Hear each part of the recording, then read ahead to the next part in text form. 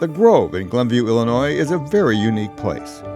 It was saved from developers by a group of civic-minded women who wanted to make the land available for the study of nature. It turned out, the site had far greater historical significance than had been previously known. Today, the Grove is a National Historic Landmark and an Illinois nature preserve operated by the Glenview Park District. It is a rich educational resource centered around the pioneer life of the Kennicott family. When the Kennicotts arrived here in 1836, Dr. John brought his family, his wife Mary and his two sons Charles and Robert, up the Mississippi River from New Orleans and up the Illinois River and then across the prairie to Chicago and then by wagon out from Chicago to here at the Grove. And they lived in a log cabin. As more children were born into the family, more rooms were added on to the cabin. So it was two central rooms with a large fireplace. The log cabin served as their home for 20 years, and then in 1856, Dr. Kennicott started construction of Kennicott House as we know it today. That's a house that we've restored back to original condition. We're fortunate to have about 70 original pieces of furnishings from this house and from the family, and we use that, much as we use the woods and the environmental areas to teach programs. Kennicott House is one of the focal points for our historic programs. Children do hands-on activities in there. They cook on a wood-burning stove like the Kennicotts did. They spin wool. They make candles. They walk over to our blacksmith shop and they do tin punching. And they make butter that they use that butter when they complete their meal. And they all sit down family style like the Kennicotts did. And so we're able to give children who are visiting with schools a taste of the life from that time period, using the Kennicotts as a model. What's the smell?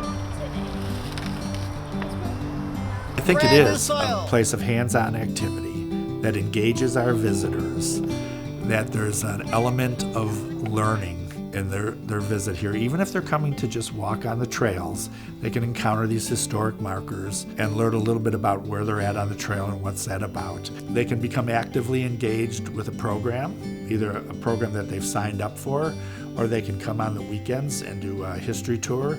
They can come in the blacksmith shop on a Sunday and a Saturday. Well, I guess is that we have an important story to tell here, and it reflects on what the vision was for this country by the actual people who lived here. And we have a responsibility to that, to interpret their lifestyle and their attitudes. But we have an extremely important responsibility to care for this site. And we do that as a partnership between our staff and the Grove Heritage Association and the Park District and the Park Board. You know, I think that when the Park District first was being told about the Grove, they thought it was just going to be like a historic society. But I've always kind of related it to, what do you do when you decide to adopt a child? Well, that child turns out to be Beethoven. Different responsibility comes along, and I think that's what they discovered with the Kennicotts, that, wow, this was an important thing, and we're so lucky it's saved. I mean, those ladies, we owe such a huge debt of gratitude.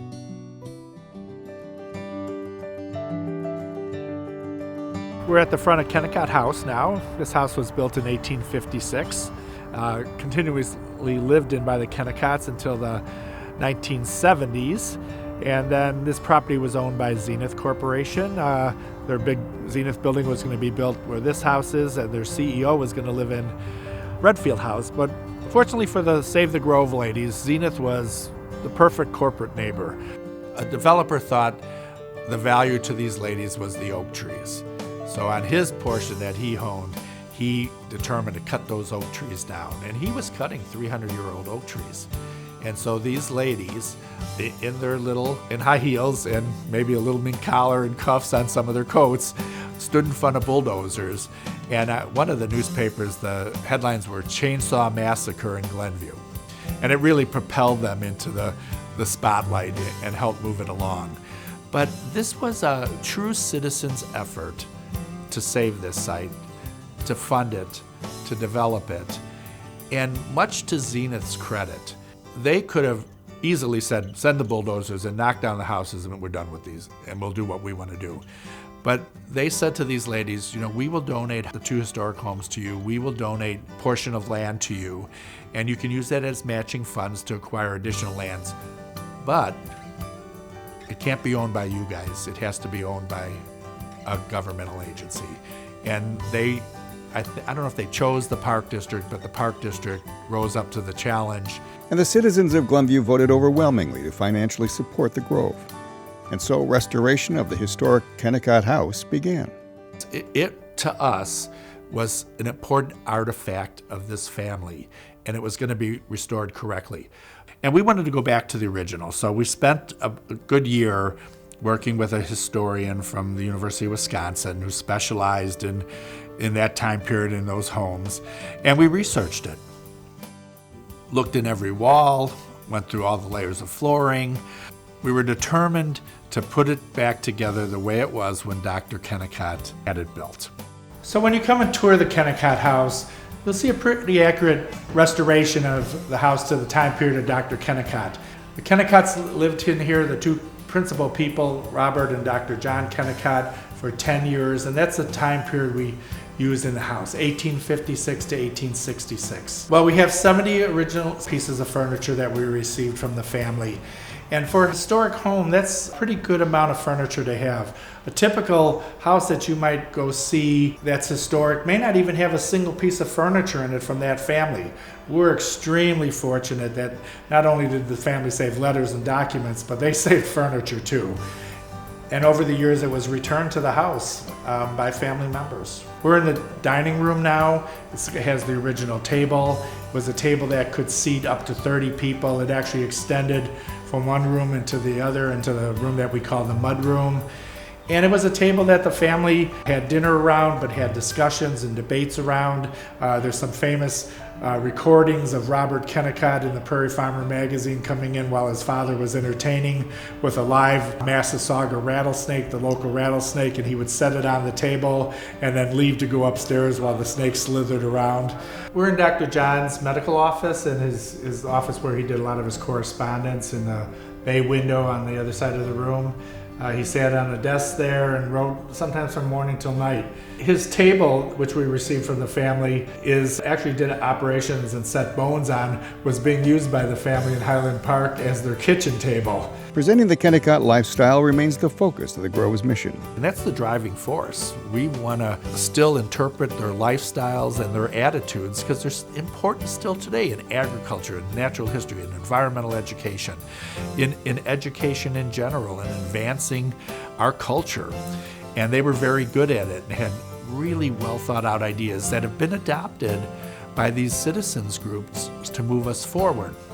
Once the saving was done, the Grove Heritage Association switched their mission, and their mission became one of support for our goals and objectives here on the site. And almost every year we've accomplished some major addition or renovation, whether it's reconstruction of the original Grove schoolhouse, or bringing the graves back here to the Grove, or restoration of Kennecott House or Redfield House, or building the interpretive center or the program barn or the maintenance facility, or putting trails in throughout the property. Dr. Kennecott and Robert Kennecott are the two principal historic figures that we focus on at the Grove site. Dr. Kennecott was a horticulturist and a publisher of newspapers. You know, Dr. Kennecott was just a forward thinker. He was a medical doctor. He believed in having his kids eat fresh fruits and vegetables and thought that was the key to good health. He admonished his son Robert, the naturalist, one time and said, "You were eating too many frogs in southern Illinois and you needed to eat more vegetables." So he was a firm believer in that and a promoter of that. Dr. John Kennecott thrived in the state of Illinois. He was editor of the Prairie Farmer magazine. He was a promoter of agriculture. He was the founder of the Illinois State Fair, and he ran the first 3 Illinois State Fairs. And we have just reams of material about that. So it was very important for us. I think that the thing that he did that I find most interesting was he was the primary person behind the Land-Grant College Act. And he was in Congress cajoling them to pass this act to give each state land that could either be sold or used for colleges and university. And when he was through with that, there were about 800 universities in America. He was just a remarkable person. His son Robert who was our primary focus for a long time, was just as remarkable as a naturalist. He was the founder of the Chicago Academy of Sciences. He's made the first regional lists of the reptiles, amphibians, birds, mollusks, butterflies, insects in Illinois. And then he kind of left the Grove and began exploring in larger and larger concentric circles, southern Illinois, northern Wisconsin, out to Minnesota on the Red River, eventually ending up on the banks of the Yukon River on a Smithsonian expedition, the second one that he took to what was Russian America at that time. And Kennicott is one of the 4 principal people credited with the purchase of Alaska. So if you add up all the acreage that Dr. John got from the federal government for the Land-Grant College Act, and all the acreage that Robert Kennicott helped to secure with the acquisition of Alaska, the family provided for this country about 400 million acres of land. Just an outstanding achievement. That's why the Grove is really structured in interpreting the lifestyle and attitudes of the Kennicotts. They were very progressive. They led this country in a direction. Dr. Kennicott's just been inducted, the 40th inductee of the Agricultural Hall of Fame, with people like John Deere and Thomas Jefferson. They were major players in the 1800s in shaping the direction of this country. Kennicotts believed in education, and we believe in education. And they were hands-on people, so we're hands-on people. So each building, like the schoolhouse or the log cabin or the Potawatomi Longhouse, represents a time period in the Grove. And in essence, they're kind of an exhibit in themselves. So when I'm giving a tour about the history of the site, and I'm talking about the Kennicotts having the first school, and William Kennicott, Dr. John's brother, donating the land, and Dr. John donating the money to build the school, and then it being published in the Prairie Farmer magazine as a model for schoolhouses throughout the country, I'm standing there and I'm pointing at that. Another primary purpose is to use that building as it was used. So at the schoolhouse, we have school children come and they sit at the desks that Dr. Kennicott designed, and they get a lesson from that time period. Same with the Longhouse. They come and they learn about the Native Americans who were the last Native Americans living on this site, because it is part of that history.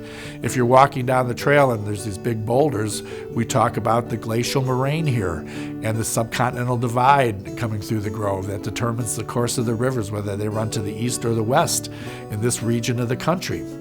The Interpretive Center is really designed around Robert Kennicott's interest in this area and throughout the state of Illinois. So he made the first regional list of fish. We know what those fish are. We display a large number of them alive because people like to come and see it. If you go around the turtle tank, the top of it is all real fossils that we went out and collected like Robert Kennicott did, and you can touch those. And what our goal was, we wanted it to be hands-on activities. Tiny, see if you can find something a little bit bigger. Not as big as the cockroach.